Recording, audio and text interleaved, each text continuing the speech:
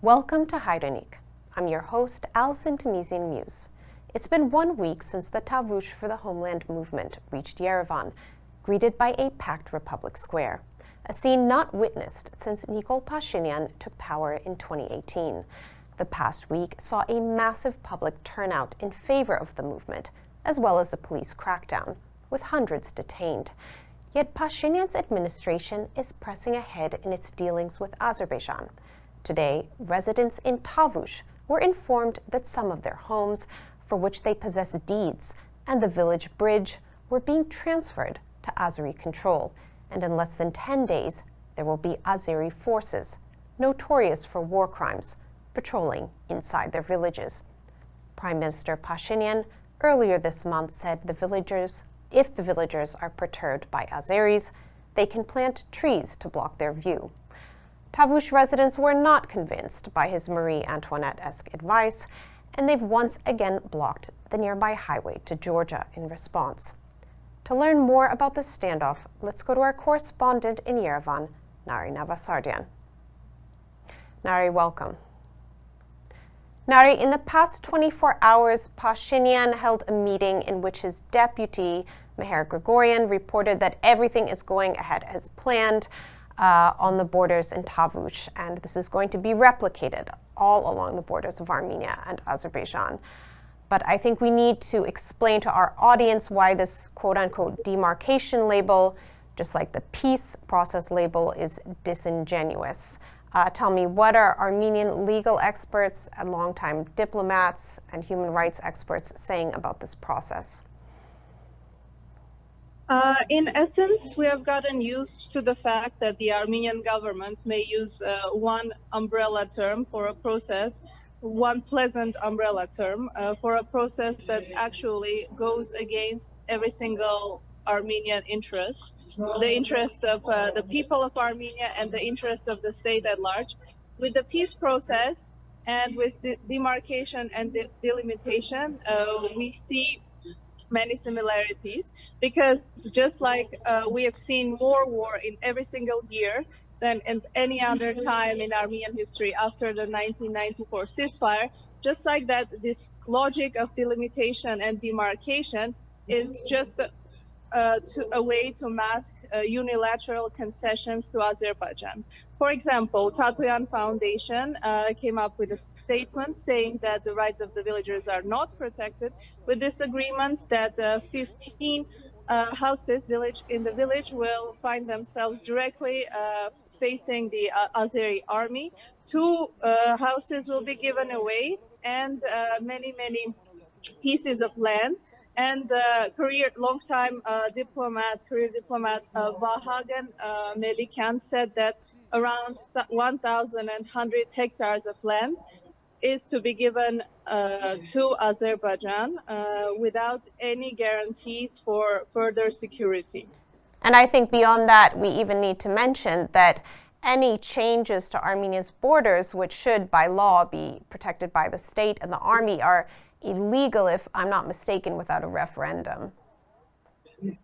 Indeed, this is not the first time that we see this government going against the constitution. For example, they pulled the Armenian army out of Artsakh, even though according to the constitution, Armenia should have been the sole safety guarantor of Nagorno-Karabakh. So this is not the first time that they go against the constitution, and people were, of course, extremely upset. The citizens were claiming that they don't want to sell their lands, they don't want this compensation, and they were even mentioned that in Soviet times, to which this current administration is referring to, both the bridge and their house were in Armenian SSR. So it is unclear which maps, if any, are being used. The Azerbaijani side has claimed that this is going all according to their terms, and the deputy PM's statement that demarcation is going to continue with this same logic is very concerning. If we take into account, Aliyev's sheer glee at the idea of partitioning Iran. Indeed, we continue to hear from Azerbaijan at the highest levels that they consider Armenia in its entirety as Western Azerbaijan. So it certainly feels more like a chipping away step by step under the cover of a very nice sounding term that hints at a more peaceful time to come. Now the residents, as I understand, are again blocking the international highway in protests, which, as we remember, is how the Tavush for the Homeland movement started from the beginning. What are you hearing from the ground, from residents?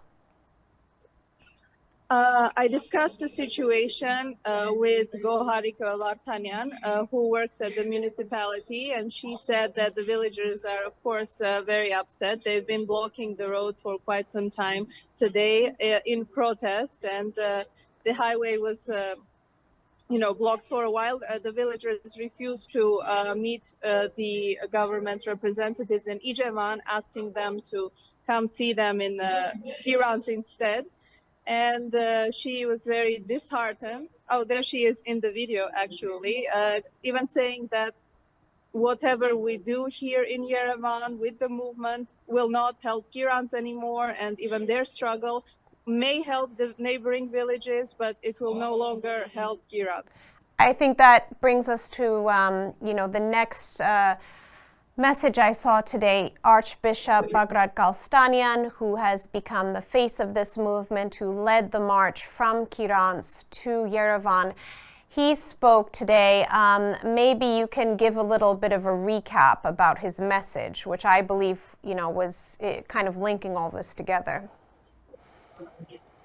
I think the essence of what Bagrat Sarpazan said today in his speech and later just now in the churchyard of St. Anna's is that they have left us no more room for retreat.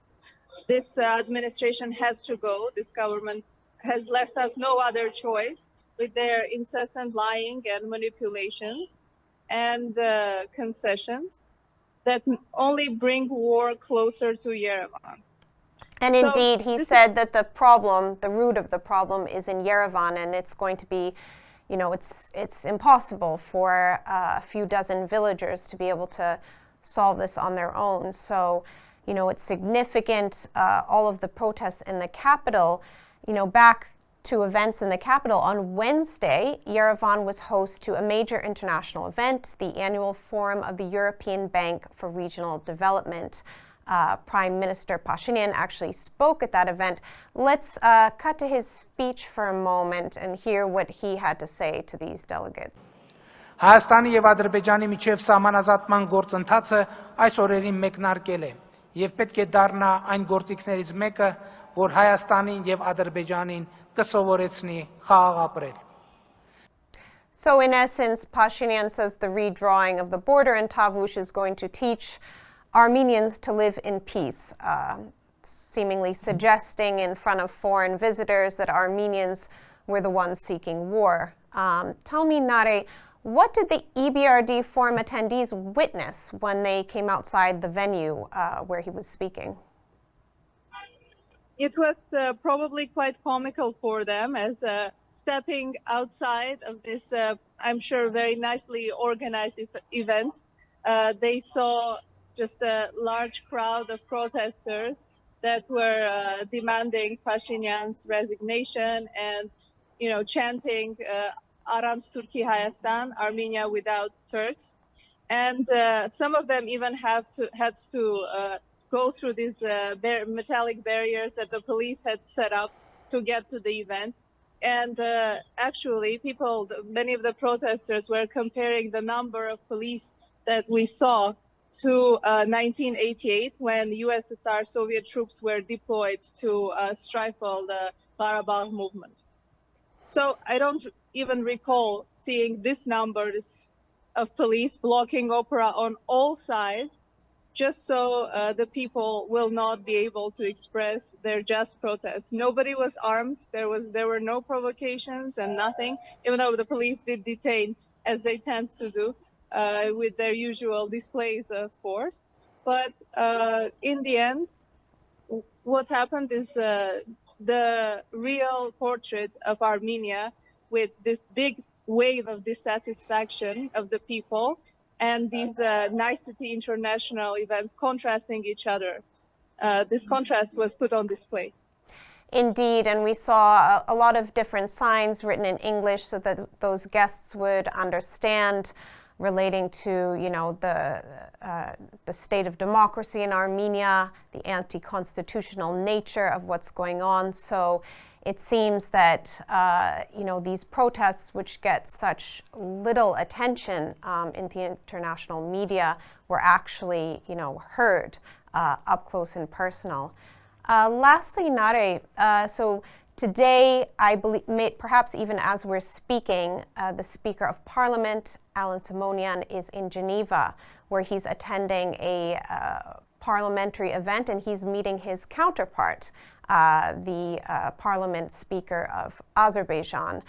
Have we heard anything from this event? Do we have any indication that these authorities are listening to the street, or indications they are not?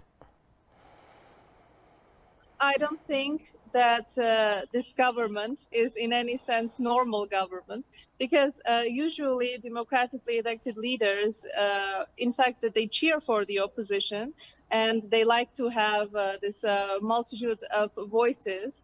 But from civil contract, we have seen constant slanders against the opposition. They regard the opposition more like their enemies. And we have seen this process march on, safeguarded by the police only, according to their terms, which is, in this instance, is according to Azerbaijani terms.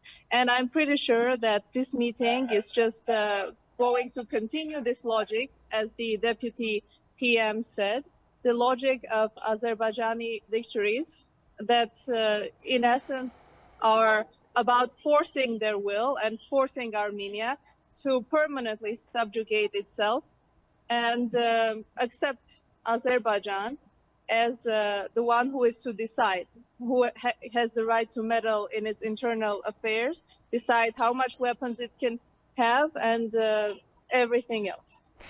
And I want to also mention, though, that, you know, that's despite the fact that the authorities are trying to ignore this movement.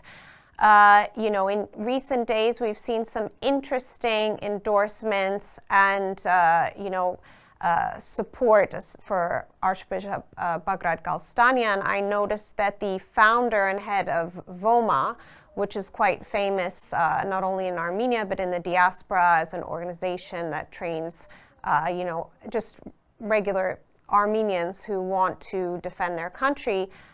He came out in support of Archbishop Galstanian, and also we had an interesting poll come out by MPG Gallup that kind of is already kind of looking as if this government is on its way out and asking people who they would want as the next PM.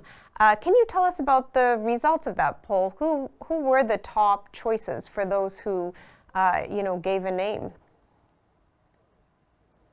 Those who gave a name, first and foremost mentioned Bagrat Sirpazan at 6.7%. Then it was Robert Kocharian, there was Dog or Vartan Gokasyan, and Tatoyan.